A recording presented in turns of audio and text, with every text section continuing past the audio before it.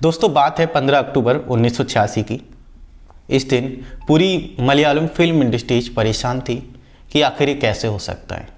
दरअसल इस दिन साथियों एक बहुत मशहूर एक्टर्स का और उनकी मां का कत्ल हो जाता है। कत्ल इतनी बेरहमी से होता है कि पुलिस और आसपास के लोग जो सुनते हैं जो देखते हैं वो परेशान हो जाते हैं। लाश का बहुत बुरा हाल होता है, एकदम पूरी तरह से सड़ जाती हैं। तो जो भी डॉक्टर्स की टीम होती है वो घर पर बुला कर के लाश का पोस्टमार्टम कराया जाता है। तो साथियों आगे की कहानी हम इस वीडियो में जानेंगे कि आगे क्या हुआ, कैसे कत्ल हुआ, वो सारी चीज़ें वीडियो में जानेंगे। तो अगर आप चैनल पर पहली बार है तो चैनल को सब्सक्राइब कर लें और वीडियो को लाइक कर दें। तो नमस्कार साथियों, मैं हूं संजीव मौर्य और आपका स्वागत है एक नए एपिसोड में। साथियों ये कहानी एक मशहूर एक्टर रानी पद्मिनी की है। रानी पद्मिनी का जन्म 1962 में मद्रास चेन्नई के अन्ना नगर में हुआ था। मां इंद्र कुमारी और पिता चौधरी की इकलौती संतान थी और पढ़ा लिखा परिवार से ताल्लुक़ रखती थी। सब लोग जागरूक थे। दोस्तों रानी पद्मिनी की मां का भी एक सपना था कि वो भी एक एक्ट्रेस बने, पर समाज के चक्कर में वो एक्ट्रेस नहीं बन पाती हैं। तो वो एक सपना देखती हैं कि उन्हें अपनी बेटी को एक्ट्रेस बनाना है और फिल्म इंडस्ट्रीज में काम कराना है। उनका सपना था कि उनकी बेटी रानी पद्मिनी हिंदी फिल्म जगत में अपना नाम कमाएं और अच्छा काम करें। साथियों कुछ दिनों बाद रानी पद्मिनी के पिता की जो है मृत्यु हो जाती है, वो इस संसार को छोड़ के चले जाते हैं। तो माँ और बेटी अब घर में अकेली रह गई हैं। तो रानी पद्मिनी की माँ जो होती हैं इंद्र कुमारी, वो मद्रास की जो भी चेन्नई में उनका जो भी जगह ज़मीन होती है वो सब बेच करके मुंबई में शिफ्ट हो जाती हैं। उस समय रानी पद्मिनी की उम्र बहुत कम होती है।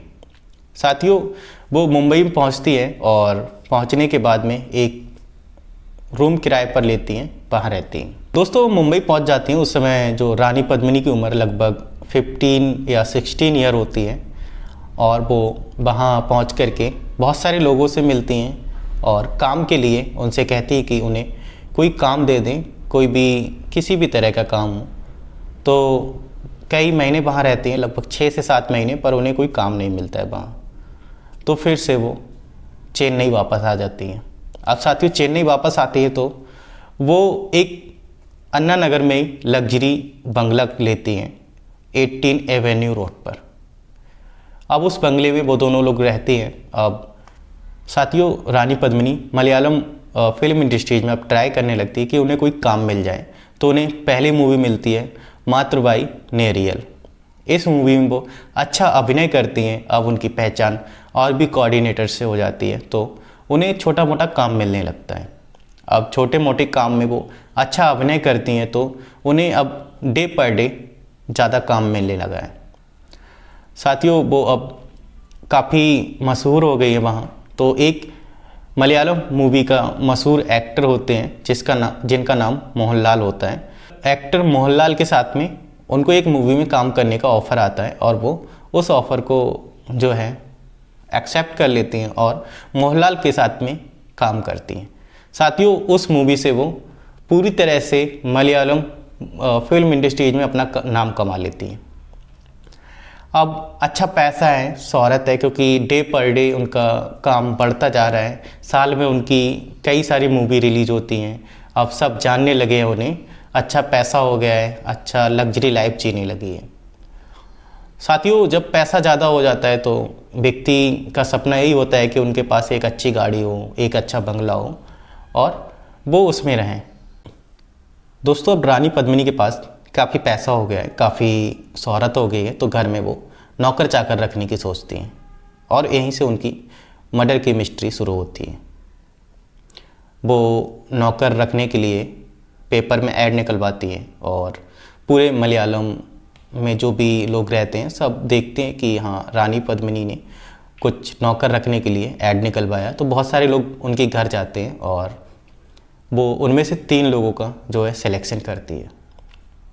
उनकी गाड़ी चलाने के लिए जो रखा जाता है उसका नाम जफराज होता है और जो वॉचमैन की ड्यूटी करता है उसका नाम लक्ष्मी नरसिम्हा होता है और जो खाना पीना बनाने के लिए, किचन संभालने के लिए रखा जाता है, उसका नाम गणेशन होता है।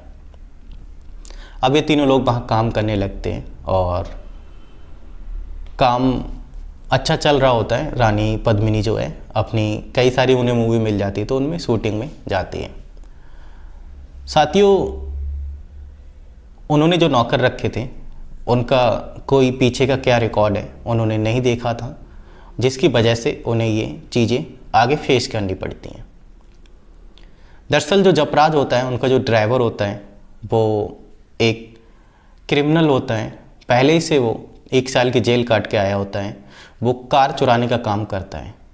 दोस्तों, लक्ष्मी नरसिम्हा जो है वो जपराज का दोस्त होता है। वो उधर वॉचमैन का काम करता है, तो जपराज के लिए और भी आसान हो जाता है क्योंकि उसका दोस्त जो है वो घर के दरवाजे पर बैठता है, तो चोरी करने के लिए और कोई भी वारदात करने के लिए कोई दिक्कत नहीं होगी। साथियों, एक दिन क्या होता है कि रानी पद्मिनी जो है वो प्रेम संदेश मूवी की शूटिंग पर होती हैं और शूटिंग करके वापस आती हैं तो उन्हें पता चलता है कि वो जिस बंगले में रहती हैं उसका मालिक उसे बेचने जा रहा है। तो उनके पास पैसा होता है तो वो सोचती हैं कि मैं ही खरीद लेती हूँ और वो एक व्यक्ति से मिलती हैं जो रियल इस्टेट का काम करता है, जिसने उन्हें ये बंगला किराए पर दिलवाया, जिसका नाम ब्रोकर प्रसाद होता है। अब साथियों, वो ब्रोकर प्रसाद के साथ में बातचीत करती हैं कि ये बंगला कितने का होगा, क्या होगा। तो वो सारी बातचीत कंप्लीट होती है और जो बातचीत है वो उनका नौकर सुन रहा होता है। तो रानी पद्मिनी कहती कि 15 लाख रुपए मैं नकद दूंगी और बाकी जो चीज़ें हैं, बाकी जो रुपए हैं वो बाद में देंगे। ये बात जब उनका नौकर सुनता है तो उसके मन में पाप आ जाता है, लालच आ जाता है। अब साथियों, वो घर आती है। घर आने के बाद में खाना पीना खाने के बाद वो और उनकी माँ जो है साथ में ड्रिंक करती हैं। दोनों लोग दारू पीते हैं। दारू पीने के बाद में रानी पद्मिनी वहाँ से उठकर किचन में जाती हैं। किचन में जाने के बाद उन्हें अचानक से चिल्लाने की आवाज़ आती है और वो वहाँ से दौड़ती हुई आती हैं तो देखती हैं कि घर के तीनों नौकर उनकी माँ पे ताबड़तोड़ हमला कर रहे हैं और चाकू से वार कर रहे हैं। साथियों, वो कुछ समझ पाती जब तक उनकी माँ ज़मीन पर गिर जाती हैं, खून से लथपथ होती हैं। जैसे ही वो नौकर रानी पद्मिनी को देखते हैं तो उस पर ही वार कर देते हैं और वो कुछ समझ नहीं पाती। अब साथियों, तीनों नौकर दोनों को मार देते हैं। मारने के बाद में उनकी लाश नीचे घर के एक बेसमेंट होता है वहाँ फेंक दी जाती है। एक के ऊपर एक लाश फेंकी जाती है और वो तीनों नौकर वहाँ से जो भी ज्वेलरी होती है, जो भी नकदी होती है, लगभग 7 लाख रुपए नगद था घर में, वो भी निकाल के ले जाते हैं। अब वो तीनों वहाँ से भाग गए। अब धीरे धीरे करके कत्ल का 1 दिन होता है, 2 दिन होता है, लगभग 4 से 5 दिन गुजर जाते हैं। अब जो ब्रोकर प्रसाद होता है, जो रियल इस्टेट का व्यक्ति होता है, वो रानी पद्मिनी के घर आता है पैसे के सिलसिले में, क्योंकि उसने डील की थी कि इतने रुपए हम इस दिन दे देंगे। तो वो तय डेट पर वहाँ आता है और आने के बाद में वो काफ़ी दरवाजे को खटखटाता है पर दरवाज़ा जो है ओपन नहीं होता है। तो वो वापस वहाँ से जाने लगता है और वापस जाता है तो उसे अचानक से कुछ स्मेल आती है, बदबू आती है। तो फिर से दरवाजे की तरफ जाता है और दरवाज़ा नहीं खुलता है तो वो पीछे जाता है, मकान के बंगले के पीछे जाता है और वहाँ एक दरवाज़ा होता है तो वो ओपन होता है। जैसे वो घर के अंदर जाता है तो देखता है कि सब कुछ अस्त व्यस्त पड़ा है, इधर उधर पड़ा है, सब बिखरा हुआ है। तो वो समझ जाता है कि कुछ अनहोनी हुई है। जैसे वो और अंदर बढ़ता है तो घर में बहुत ज़्यादा स्मेल आ रही थी। वो वहाँ रुक नहीं पाता है तो दौड़ते हुए पास के एक थाने में जाता है।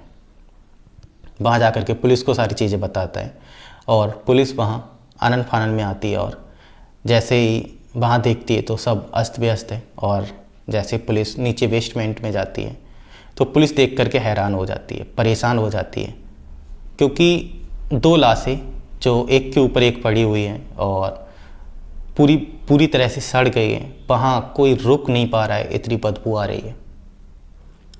साथियों, जैसे तैसे करके पुलिस देखती है उनको तो खून से लथपथ होती है, सब कीड़े पड़ गए होते हैं लाश में।